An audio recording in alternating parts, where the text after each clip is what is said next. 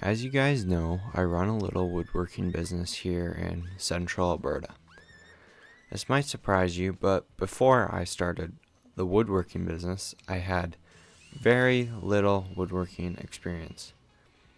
All the experience I had was making a simple little cutting board and a shoe remover, which, even though I was able to complete, my grandpa had to guide me a lot. He was there uh, basically running the whole project. I was just doing the odd little thing because it was for, like, I don't know, Christmas presents and stuff.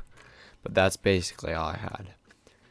I had some experiences though with building ramps and structures for my bike park, which was in my backyard. But that stuff was pretty rough and wouldn't win any beauty awards. It was just simple things just for fun. Yeah, and so I really had no experience in fine woodworking and furniture.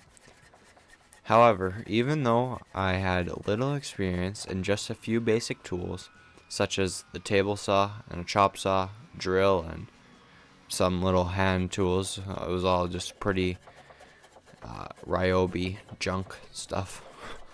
I began to try to make a bench and to sell that would kickstart and start my business. The change of going from a hobby woodworker to a business woodworker, and this was the start of the change. But even though I did that change, I learned quite a few lessons though. Here's the first difference is, first of all, I find that I am doing woodworking more now than I would have if I was just doing it as a hobby. Because, to be honest with you guys, I didn't really have very much of a passion for woodworking. And if it wasn't for the woodworking business and me being able to make money off of the woodworking, I probably wouldn't really thrive to do it, especially in the furniture area or the fine woodworking. I would definitely still like building structures in my backyard and doing stuff like that, that's for sure, but not the fine woodworking and stuff. I'd probably give that up pretty quick. And then second of all, I find my standards have went up. For me personally, when I make things for myself, they are practical and serve their purpose, but they are very raw. So now that I'm actually making furniture for people, I find I have to think about it, making it look nicer and adding the beauty standards, I guess, to it. Otherwise,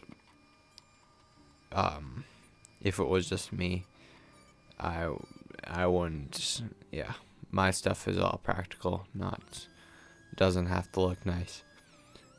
But yeah, so by me transferring into the business side of woodworking, my standards have gone up. And finally, as always, when running a business, it gives me more responsibility and makes you manage your time more efficiently. So if you're a hobby woodworker and are thinking about starting a business from woodworking, to do with woodworking, these are some things you should think about. Thanks for watching, and please subscribe.